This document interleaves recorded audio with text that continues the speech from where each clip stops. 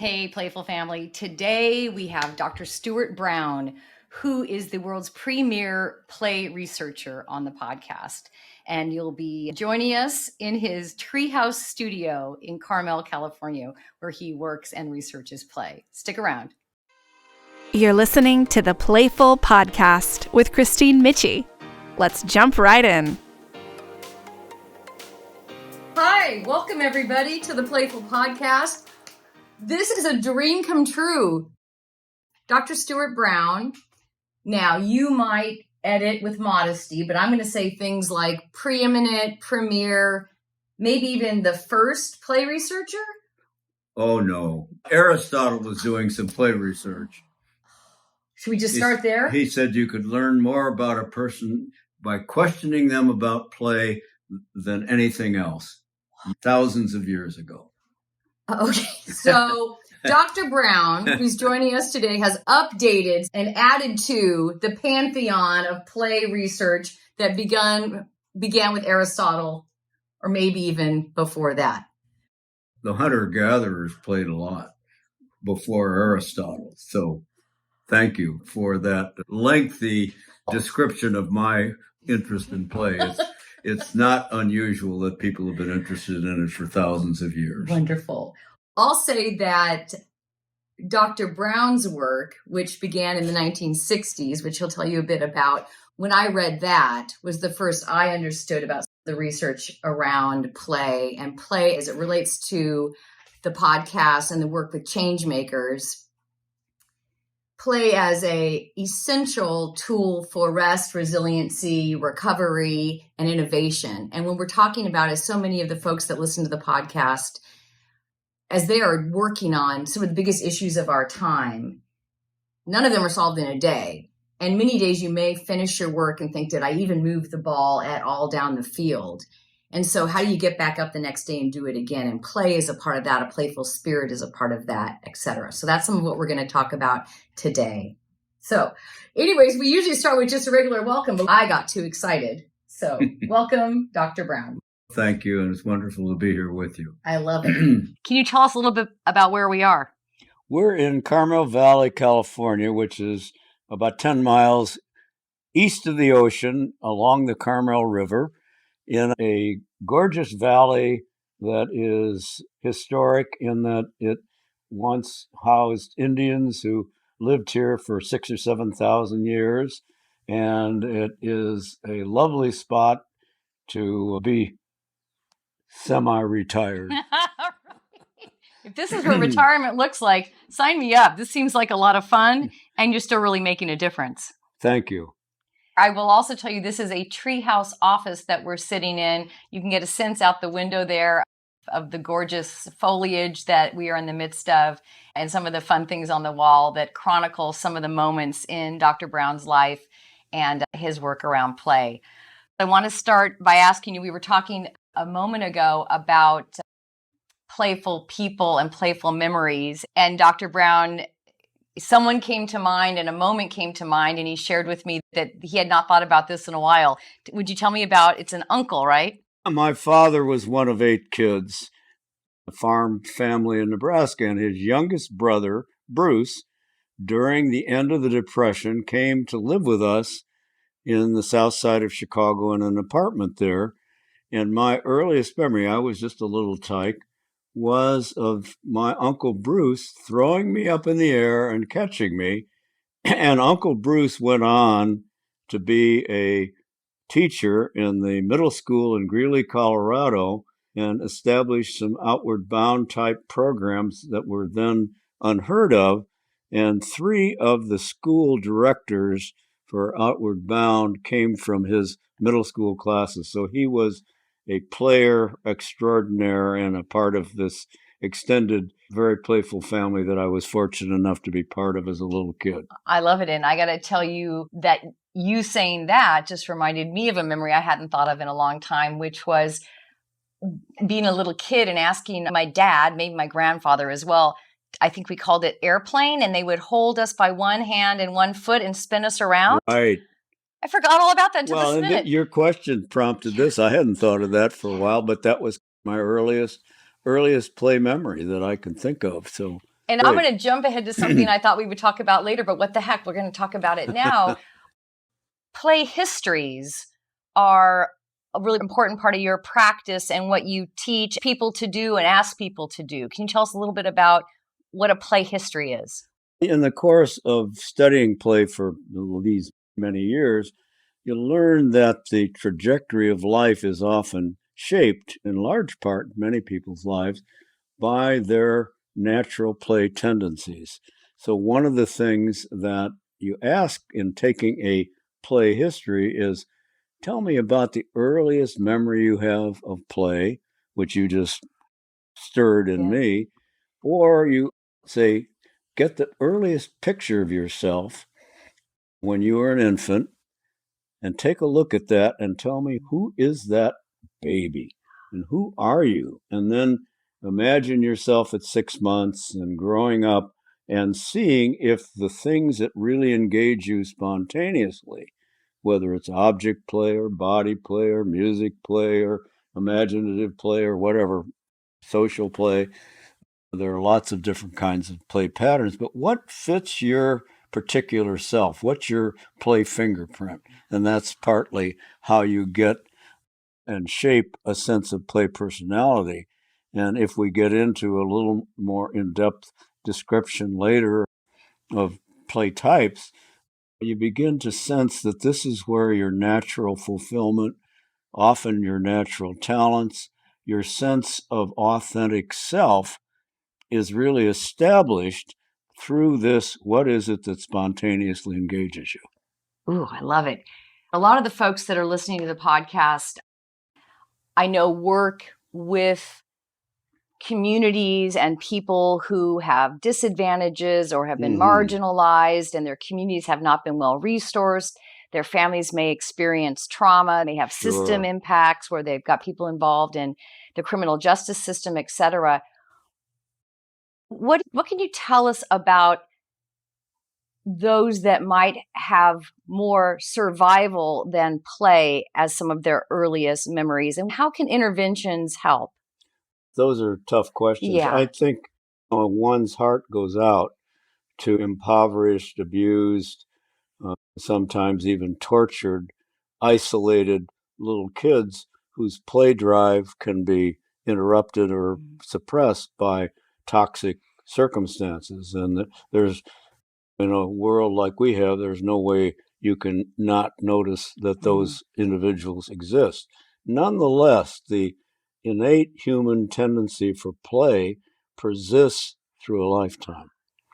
And I'm thinking of a patient that was referred to me, a Black woman who had multiple abuses, many foster homes, who came in as an individual who was depressed. And one of the things she said, this was years ago, I don't know how to play. And in the process of taking her overall mental health history, you realize she liked music. And she particularly liked Coltrane's sax music. So I saw her lighten up and brighten up with that remembrance of jazz. So I handed her a baton at a session and said, you go home and you set up your stereo or your radio and phonograph and listen to jazz music and direct it. And in that process, she rediscovered her play nature and began to do some social dancing and was in many ways healed. Wow.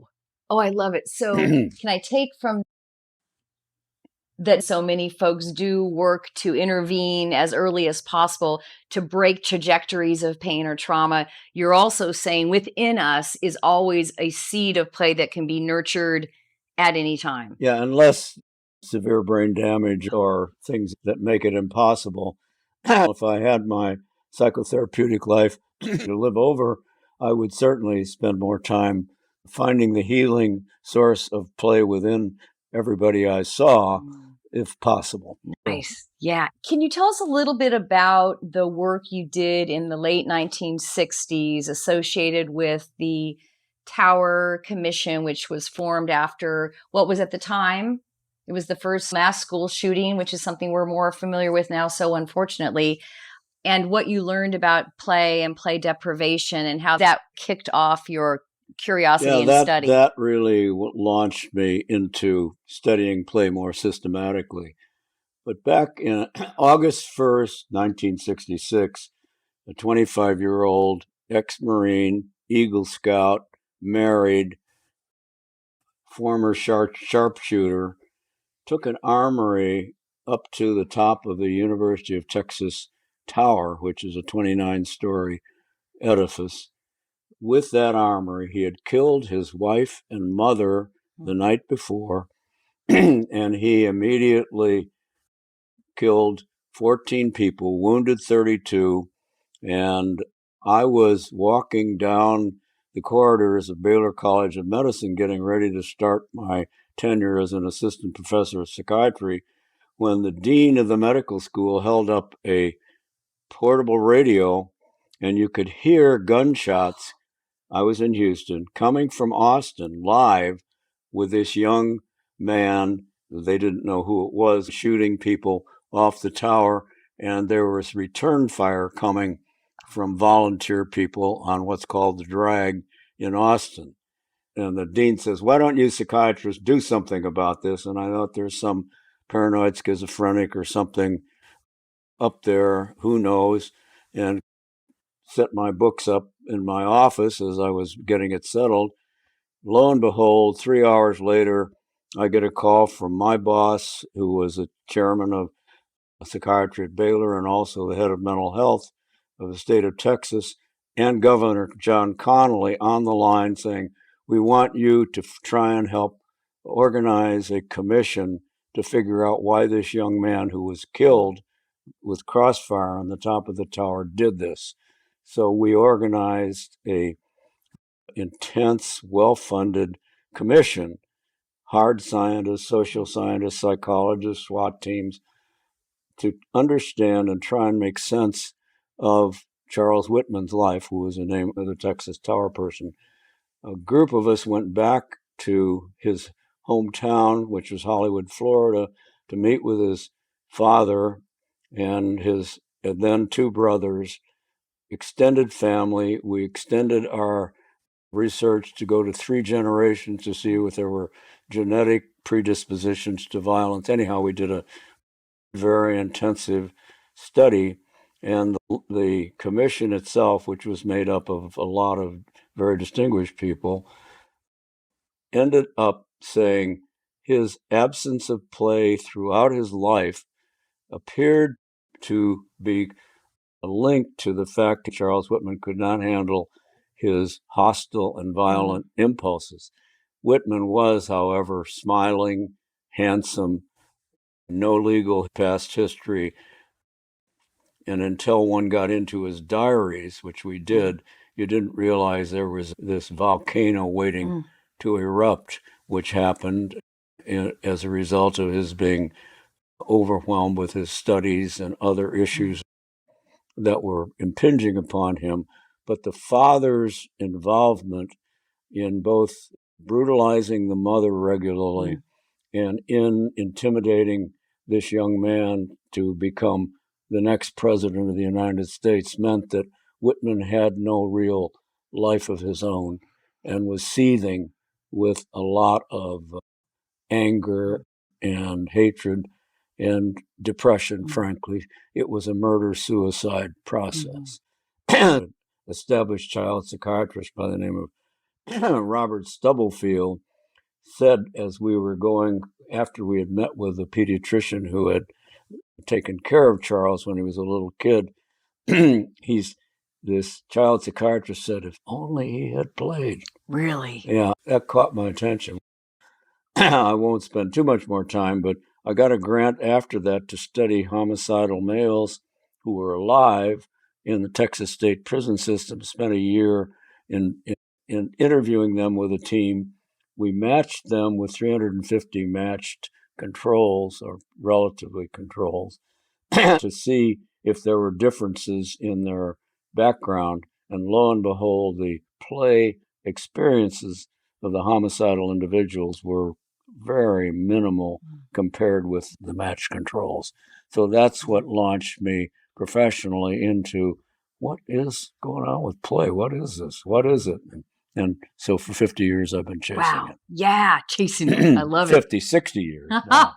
So play deprivation became a term and a way to describe this deficit that showed up in this research and that you've explored. Would you want to disabuse us of the idea that if he had just been on the Little League team, that would have taken care of it? Tell us what characteristics of play make a difference. I think the toxic relationship where the father was bipolar, basically, and very intense and very prosperous, interestingly enough, if he had established a warm and trusting relationship with his mother that was safe very early, and then had normal play prospects, after that, I think he might not have had the end that was so tragic. I've got a copy of Dr. Brown's book about play, and so I think our idea societally, and maybe that changes over time, about what's play, and it's not just the opposite of, say, work or school. It's if I may, if I'm getting this right, it's a posture and an opportunity to be everything from competitively engaged, but also completely unstructured, roaming about, kicking rocks, picking up leaves. It's as important, or maybe more important, even to have unstructured time with no even purpose. And that's playful, as well as different kind of organized play activities. For example, if we take the Whitman example, at the age of 3, his father started having him play piano with long, arduous lessons. And virtually every activity was geared toward performance and not necessarily geared toward what Whitman himself would have loved and would have liked. The trust that is established most of the time when that's a safe environment with the mother and infant and the father and infant and the caretaker and infant, they look at each other and there's social smile and natural love, and the urge to play comes out of that relationship. If that doesn't happen, then is the world a safe place? Can you follow your own instincts for play, which are there and which are there in all of us, and which guide a lot of what little kids do naturally? And for Whitman, it looked like virtually every moment his father lived at home and worked out of the house so that he was almost never separate from his dad. And his dad had ambitions that were in writing. This is going to be the youngest president of the United States. Wow. And when he was delivered, the father was in the delivery room, and the obstetrician that delivered him remembered the father saying, "Here comes the president of the United States." And that became the over-orchestrated Charles Whitman. There wasn't that degree of toxicity in the young murderers we studied, but this led me to, in the years of practice that I had, and I was chief of psychiatry of a mental health unit in a major hospital, in keeping tabs on the play background of those patients. And then I did some creative work that was outside of clinical medicine with others and began to get a sense of the roles that play has had, or its absence has left holes in the person through their life cycle. So it's not just Whitmans and homicidal people, it's Nobel laureates and highly successful individuals whose work and play is often together. Yeah. I've got a couple of folks. I wrote down a few things that I want to get right. These are quotes either from the book or from a few of the TED Talks that you've done that I've listened to. So the opposite of play is not work, it's depression. Tell us about that. That quote belongs to Brian Sutton Smith, who was a New Zealander, had come to the United States, written 60 books, I think, multiple papers. but he followed play from shortly after World War II till his death a few years back. And his quote was, "The opposite of play is not work, it's depression."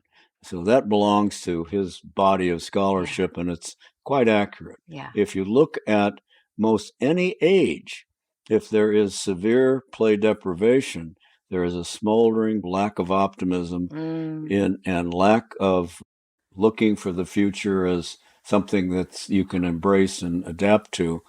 And that's not the best way to approach life. No. So I think all of you that are part of the PlayFull Podcast family, I don't know if I can speak for all of us. I'm going to give it a shot. I think we're probably fairly optimistic, because I think the people that go into change work, that work on hunger, homelessness, immigration, education, health, etc., unless you think you have some agency and you can add value and possibly change or help solve this problem, you wouldn't do it and you wouldn't keep doing it. What do you think, if you can make a sweeping statement about these kinds of people you've met over your life that are involved in change work?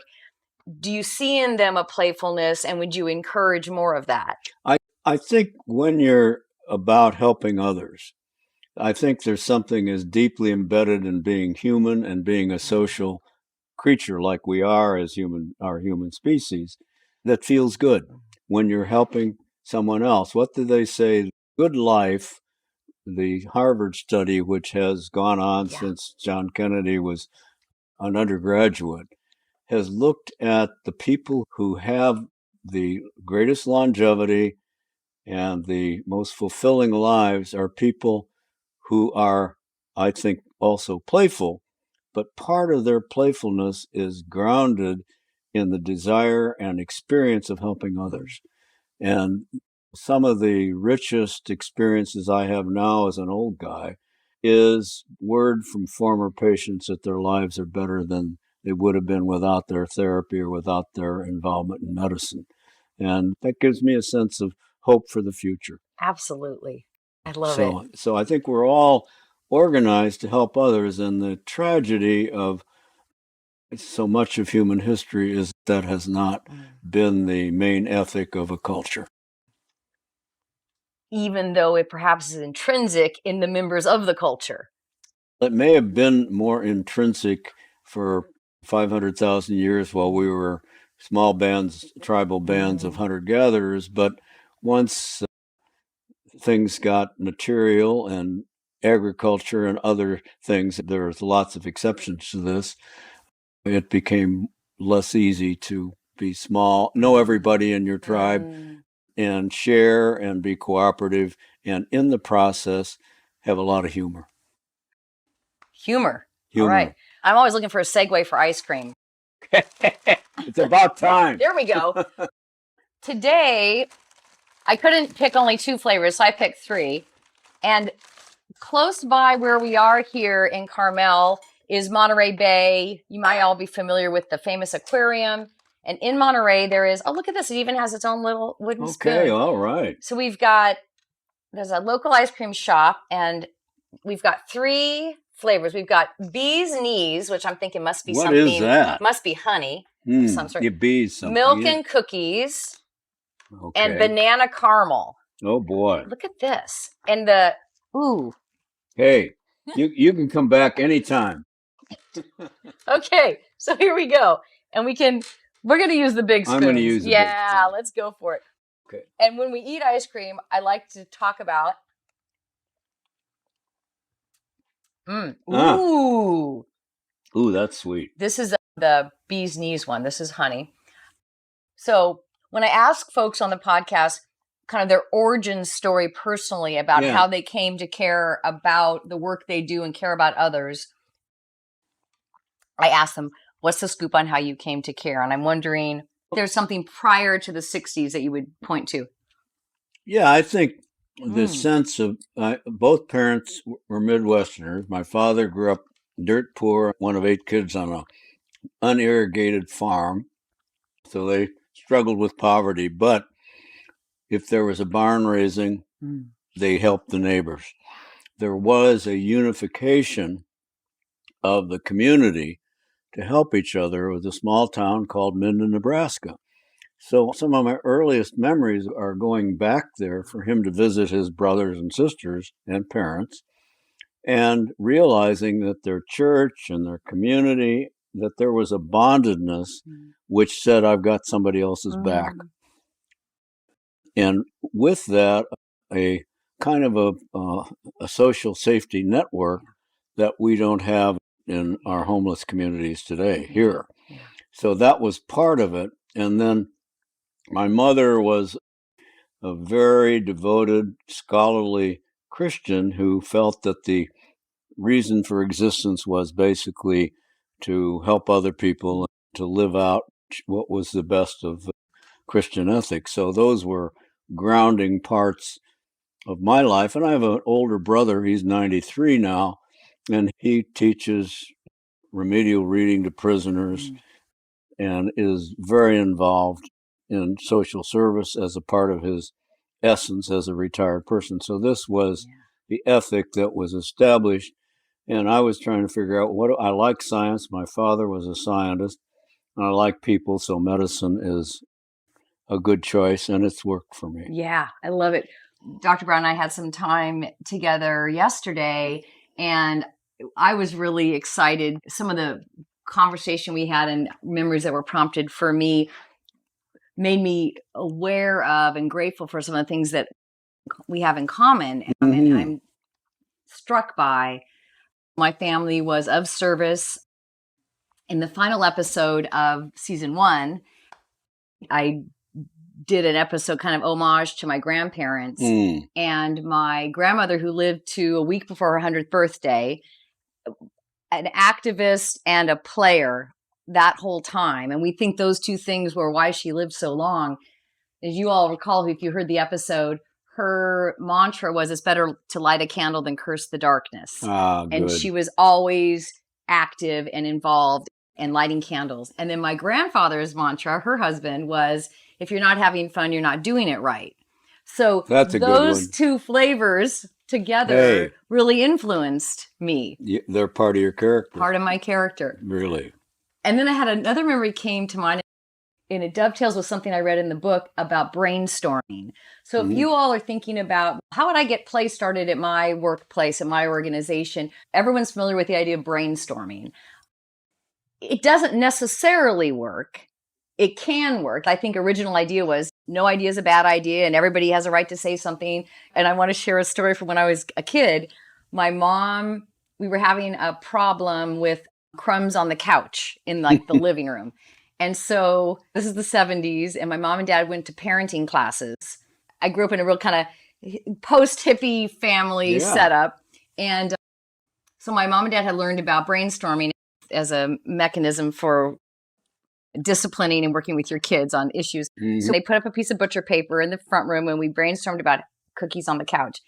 And my brother and sister and I were like, what?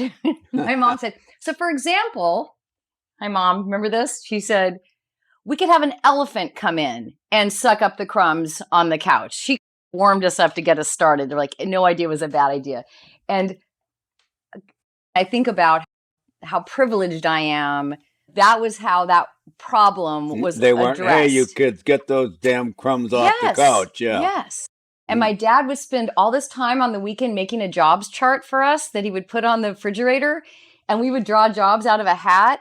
And then whatever job we picked, we'd put it in a little slot on the refrigerator next to our name for the week. I didn't think about this stuff as playful until you and I started talking yesterday. Yeah, and I'm thinking, if I was in a bad mood, I would only have myself to blame because I had a pretty good start and pretty good setup. And I'm hoping that through PlayFull Podcast. Well, it shows in who you are now, for sure. I'm so glad I get to activate it. So tell us about how those that are listening, if they've got the big work of their day and then even just an issue on an agenda for a meeting they've got coming up, how would you recommend bringing a group together and using play to better ends? I think the answer is you don't impose something. You look at your own life and examine what really is playful for you and carry that feeling from your own play memories into a session with others so that the contagion of play, which is very real and very much a contagious process, is spread to others. If that happens, the play process itself increases brain connections, increases possibilities, gives people a freedom, but it would have to be grounded in one's own very real play personality and play self. If you're trying to act like Robin Williams and it's not who you are, that's phony.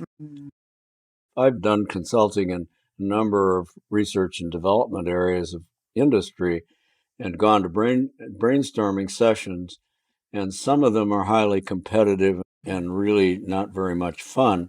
And the ones that are really free, there's a lot of laughter.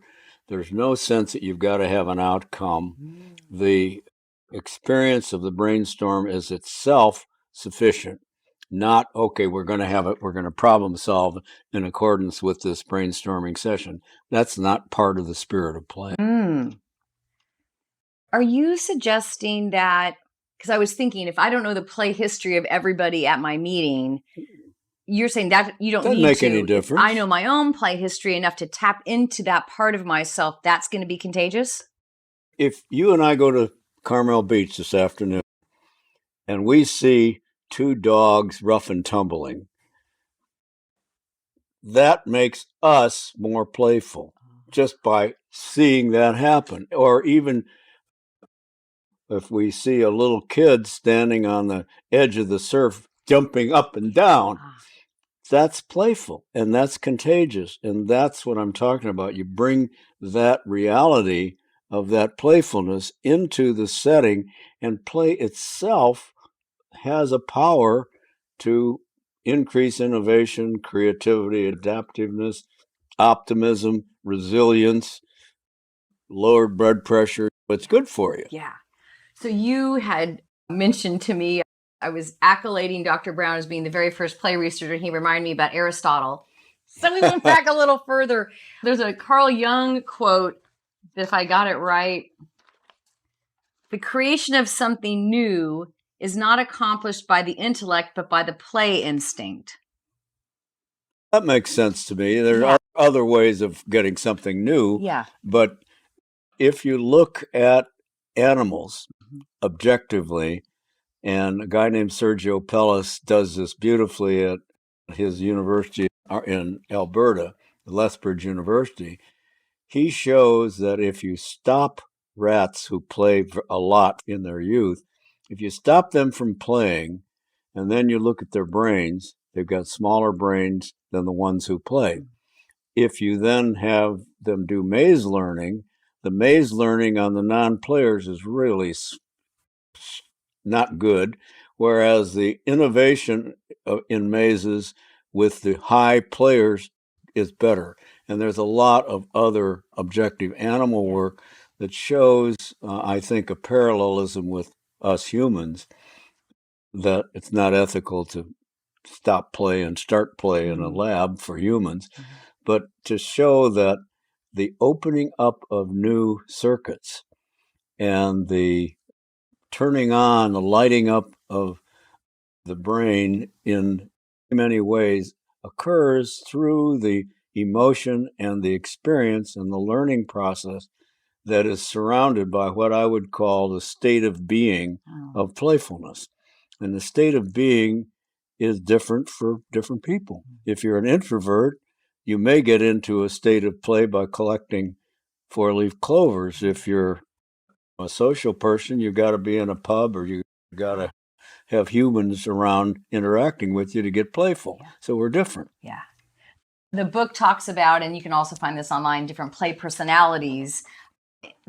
And it is just a way to organize some of these concepts. And there's 8 of them. And I love that point. It doesn't have to be one way, and maybe society more fully recognizes some of the more obvious ones. I love what you said about, I know collecting is one of them. Yeah. And it could be collecting experiences. It can be collecting art or stamps or music boxes. Right. Yeah. And that imagine that in any group we are all in, there is this exponential number of play personalities, and we probably have more than one, but predominant they ones. vary with age and gender and Yeah. culture and so on. But I think there are pretty natural primary talents and interests that you can see if you see a 6-month-old and a 1-year-old, and they're not being programmed by a tiger mother or father, and they're allowed to. What is it that they get joyfulness? They lead you into what is their most natural play state. And that tends to hold through much of a lifetime, although I think we all change as we age. As you've worked with corporate and other organized groups in work settings primarily, have you found it effective? And I'm thinking about some of the folks listening who are leaders in change organizations. Maybe they're running a foundation or running a nonprofit or a think tank, for example. If you yourself as the leader got captivated by this idea, would you advise or encourage them to go to another group within either the rest of the leadership team or maybe even reach out into the larger organization and try and teach some of this playfulness so that it can start to infuse in the organization? That's a tough question because there are people entrenched in component parts of industry and organizations with expertise in their area. And if somebody comes in with a whole bunch of new ideas, it often stimulates what I would say is very similar to the immune system. It stimulates antibodies against even what is a good idea.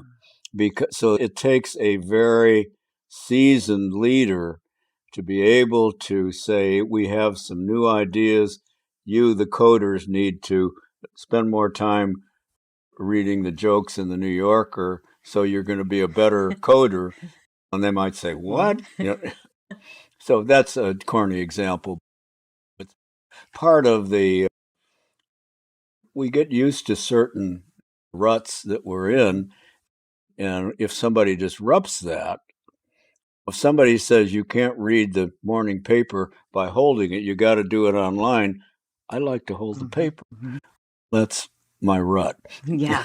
So if somebody says you got to read it online, unless I can see that I'm going to get more fun from reading it online, I'm not going to do it. I'm going to stay with my patterns. Yeah. So but I'm an old guy, so. We bumped into each other at a coffee shop this morning. He did have a paper, New York Times, which I didn't talk. I read the paper. I was gonna, we had mutual respect for each other's activity. I was thinking, and I'd written about this in a blog post that I did. I'd worked somewhere once that had a very toxic culture, and in the worst place I'd worked in many ways. And one day the boss sent an email around saying, we're going to meet on the back patio for popsicles and like a water squirter fight and game. And we all just and we had to go because she was the boss. Yeah. But we were just irritated. But it was so out of sync with the way the organization ran. And it felt a feeble attempt at best to do something that we'd rather have just had the whole organization revamped and skip the popsicles. Sure. So maybe the instincts were right, but forced play according to somebody else's definition may not fit you. And so you got to play volleyball at noon or ping pong when you'd rather read a novel and relax. Have some ice cream. I've had quite a bit. I don't even know how to gauge my ice cream eating. I don't even know what a lot is. Ice cream is hard to gauge. It's so good. Right? So is there any call to action that you might suggest for the change makers that listen to the PlayFull podcast? I think part of the emphasis in my life now is on preschool play. So it would be for parents. Who is this little kid that is yours? Who are they really? What is their joyfulness? What is their natural when they're dry and well fed and safe, what do they love? Is it music? Is it touch? Is it something else? Is it a mobile above them? Are they artists? Are they in the body? And the fulfillment that comes from a child who is being observed for who they really are and what they really love is really important for cultural change. And it allows people, as they grow, to have less antagonism for people who are different than they are because they're pretty well fulfilled themselves. So that's an overgeneralization, oversimplification, but that's an emphasis that comes my way now that I think has a lot to say about the importance of early play. If you go to the other end of the spectrum and go to a memory unit or an assisted care unit and find out the play proclivities of those individuals who are incarcerated there before they got their disability, and let's say one guy was a golfer, you set up a putting range in the hallway, and there's joy from the putting, even though you may not fully understand that that's great. Or if there is a remembrance of You Are My Sunshine as a song, and when you introduce something that was playful for them into that setting, their need for anti-agitation medication goes way down. Staffing, people being wandering and being lost is less. There's a very objective study that went on in New South Wales and in Australia that demonstrated this beautifully, where they brought play into settings that were pretty grim and made a real difference. Wow. So it applies both ends of the spectrum, little kids, aged, and anywhere in between. If you're going into retirement and you can't figure out what to do with yourself, find your play nature. Yeah, I love it. Tell us a little bit, if you would, as we wrap up, about the National Institute of Play, which you founded. And there's a place, and this is its headquarters. And then, of course, online, where a lot of research is building, growing, and centered there. One of the things that became evident to me going all the way back to Whitman is that the play science is a developing new discipline. And the ability to be credible about play is not trivial. It's not just for kids. There's something innate in human nature that says it's significant and has its place as much as sleep and dreams do. Part of what the National Institute for Play is to accumulate the best play science we can. So we have a board member who was interested in library science at Stanford before he retired, and he, along with some help from others, assembled 800 articles, 115 books. We've rated them to some degree, and we're linking as many film clips and YouTubes so that www.nifplay.org, the National Institute for Play website, is becoming, I think, a place for anybody to find out what they want to know about play, including play scholars. So that's what our legacy is. And we've had some help from some donors and others, but we always can use more. Always can use some more. That's NIFPLAY, National Institute for Play.org. And I'll say that, and I shared this with Dr. Brown, that sometimes in preparing for the podcast, many of you that are listening and many of you that are guests, I sometimes feel a little insecure as I get ready to call you and prep, thinking, is this feeling silly or frivolous compared to the work you're doing as you interrupt your day to listen and or come on the podcast? And I had an intuition, and it's being bolstered by this conversation and the work here, that this is by far not only not frivolous or silly, but it is essential. And if we're going to all keep doing this big work, we have to have play incorporated personally and then in our organizations so that we can get up and do it again and again and get to the solutions that we're committed to. So thank you for that. Thank you for being here. And my delight. See you all next time. Thank you for this opportunity. Thank you. Stay tuned for Double Scoop, 2 delicious insights from today's episode. So, folks, I got to tell you, if you didn't catch this during the recording, I was sitting in Dr. Brown's treehouse office when we did that recording. It was one of the chances I had to do an episode live, and I've gotten to do that a few times. It was tons of fun. I could not resist being in a treehouse. So the double scoop for this episode includes 2 things that really stuck with me. Number 1, play deprivation is as significant and as worrisome as sleep deprivation or sort of nutritional deprivation. We have to think about ourselves and how much play we get in our lives if we're going to be, sort of healthy and effective just in our life generally, and of course as change makers. And number 2, I was really struck by his discussion of play histories. And I just loved when he said, grab a picture of yourself as a baby or any picture you've got from, as young as you can find, and look at it and say, who is that baby? Who is that person? And in that kind of conversation with your former self and your little self, exploring what kinds of play are innate to you. And as you unlock that and share that with others, you can become a better team member, a better partner, a better parent, a better friend, all of that understanding that innate playful nature is really valuable to all the work we do. So thanks, everybody. So glad to have Dr. Brown and the Playful family. Thank you for listening to the PlayFull Podcast with Kristine Michie. If you want to stay playful as you tackle the world's problems and get all the scoop on today's tastiest ice cream, click to follow or subscribe so you never miss an episode.